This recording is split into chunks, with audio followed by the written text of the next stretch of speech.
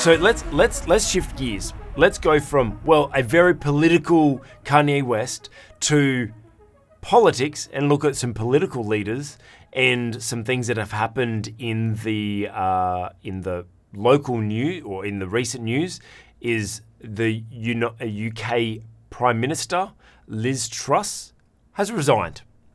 So I don't know whether you're up on the news, but the PM of the UK recently resigned after 40 odd days or something like that in office, and their excuse or her excuse was that well, we just couldn't get our plan to work because we were left with the ship was already sinking, so to speak. That's kind of what she said. So she came in with all these tax cut plans. Like, obviously, around the world's hurting from the pandemic and the results from the pandemic and the financial impact from the pandemic. And a lot of countries are responding to inflation by increasing interest rates, because that's kind of what you do. And I'm sure Dr. Rod's economist brain is gonna start tweaking with this in a moment. But they took a different approach and thought, well, we're not going to raise interest rates. We're going to cut taxes, and that's going to curb inflation. But in a roundabout way, that's actually something that actually increases inflation anyway, because it increases spending and all that sort of stuff. So first of all, Dr. Rod, from an economist point of view, what is your take on her plan? Well, I liked it. I actually thought that her plan was pretty good. Yep. I think the real issue was the timing of it. Yeah. The problem being, of course, that it was going to lead to a much larger government budget deficit, and that's really what spooked the financial markets. However, I would like to say this, and look, this is a contestable view, I do understand, but the political system, the media, and I'm sorry to say, the big business world and the financial markets, I think, are averse to true conservatives. Okay.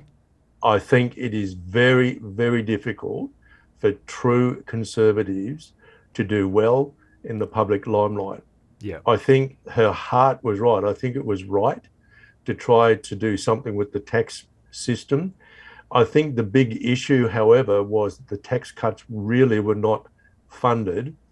And there is a whole branch of economics that essentially suggests if you reduce the taxes, the incentive for people to go out and earn income and be creative as entrepreneurs and so on, that will be so big that everybody's incomes will rise, and that will generate additional tax revenue, which will fix up the hole in the budget. But we've never really seen that work well in practice, at least in the short term. The most famous experiment along these lines was Ronald Reagan, who famously cut income tax. And essentially he said, well, the budget deficit will look after itself. It didn't. Mm-hmm. It didn't quite. And I think it's because there are very, very long lags in the system. But I thought her vision was a very bold vision. And I find it regrettable that it seems to me that basically everybody was against her. Yeah. And there was no way that her prime ministership should have gone. She was doomed within a few days, I think. But I do feel sorry for her. And you know, as our loose theme is, well, what do you expect? You could say, well, what do you expect in a world which, and this is my opinion, in a world which is rigged against true conservatives? What do you expect? We've seen it here in Australia way back in 2014 when we had a government budget which was released, which was designed to pull back on hugely excessive government spending. And politics went against the Prime Minister and the Treasurer of the day. The media went against them. And many of the initiatives that they proposed, which I felt as an economist and as a Christian economist, were called for and were reasonable and rational. They never got the support in the parliament. They never got support in the media. both the Prime Minister and the Treasurer ended up losing their jobs over it. Yet, if they had been able to push through their policies, Australia would be in a far better position today than it actually is. So that's my take on it anyway, Craig. So I guess it's a different kind of perspective on the, well, what do you expect theme? Yeah, no, it's good because I started researching it and I'm like, this sounds good. Like, to me, logical, I'm like, it sounds good. And then the more I researched it, it was just, this was a plan, this is different to everyone else. I'm like, that's great that you're doing something different. It's great that we should, as leaders, do things differently. And then all of a sudden, all of the reports just then went negative of like, oh, it couldn't have because it caused this and caused that. And I'm like, was it really? And it was actually, I'm glad that your response was that you liked it initially, because that was my response. I liked it, but it seemed that everyone was against it. And so I suppose the question then goes, what do you expect when the system is against you? So what do you expect when the system is against you? What should we do as leaders, as Christian leaders? You know, our mission is to actually do leadership in a different way, not the same way that people have always done it. I want you as leaders to do things differently, to discover your purpose, pursue your purpose, lead through your purpose, build up the people around you, not push people down, not take advantage of people. Like, do things differently the way the so-called system is rigged, right? Because it's rigged for success for poor leadership. How do we keep that up without having to quit, like unfortunately Liz Truss did, and this plan that you said had potential? What do we do? Was it that it wasn't well thought out? Was it that you weren't patient enough in the plan? Was it that it needed more support? Like what do you think we can draw from this as leaders in going against a system that is rigged against us? Well, you've got to have grit for a start. Yeah. So if you're convinced that what you're doing is the right thing, then you will do everything you can to do it because it is the right thing to do. Yeah. But we also know that leadership is about influence. Mm-hmm. If you can't influence enough people around you to support what you're doing, then you're not really going to be able to succeed as a leader. You also need to empower those people around you. So in the political context, you need to be able to empower the other ministers who are involved, say, in the budget and finance portfolios, to be able to do everything they need to do to support those policies.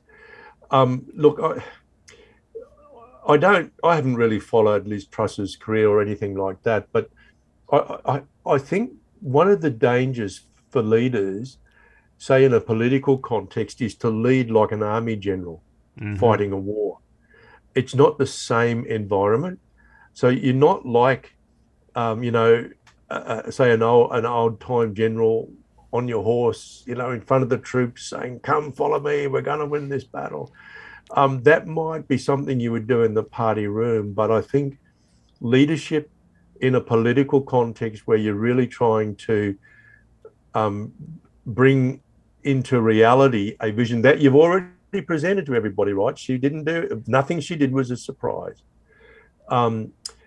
You've got to be very, very good at the art of persuasion. So you've got to be convinced that what you're doing is the right thing to do.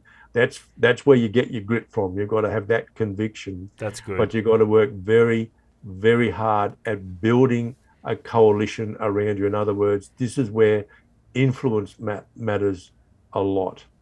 Yeah, actually, I think that that makes me think about, look, the easiest example of this is church planting, right? But like, as leaders, let's not think that church planting is the highest achievement. It's whatever you're called to start when you're starting a new thing.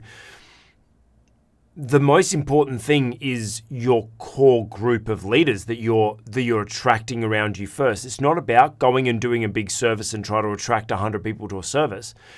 It's about who are the people that, like we spoke about a few weeks ago, the early adopters, right? We need to find the people that that are sold out for our vision. The people that are on board with this, and they're like, "Yep, we're with you. We're going to support you financially or emotionally, or like you guys on my board, Dr. Rod and the rest of my board. I shared the vision of this, and all of you are like, "Yep, we're on board. We're to support you however you need." And I think we need that to be able to go into battle, to know that I've at least got my team. And number one, that team can't just be followers, and that might be a little bit controversial, but I feel like that first core group of team needs to actually be people that will hold us accountable. People that, because this was a grand plan, but maybe if someone had have maybe kept her in check and gone, maybe it's a little bit too big of a plan, and maybe we need to, instead of them being yes men and naysayers, maybe there should have been some trusted, confidants in there that will be able to turn around and go, "I'm with you, but what if we shift this a little bit, or I support you, but I don't agree with that thought." And so, yeah, as leaders, well, what do you expect when you're going into a system that is already rigged against you? Well, you expect some opposition, and so you need some grit. You need to know what you're actually chasing, and you need to build that team around you, and you need to invest in them. You need to invest in them and make sure that they're being discipled and making sure that they're growing as well, so that they have the grit to stand through. The disciples falling asleep when Jesus was praying to, at his greatest point of challenge. We need to make sure that our team can stay with us as well. Hey, you've just watched an excerpt from the On the Cubed Leadership Podcast. If you'd like to watch the full episode, click the link. And hey, we would love it if you would consider subscribing to watch more faith-based leadership content.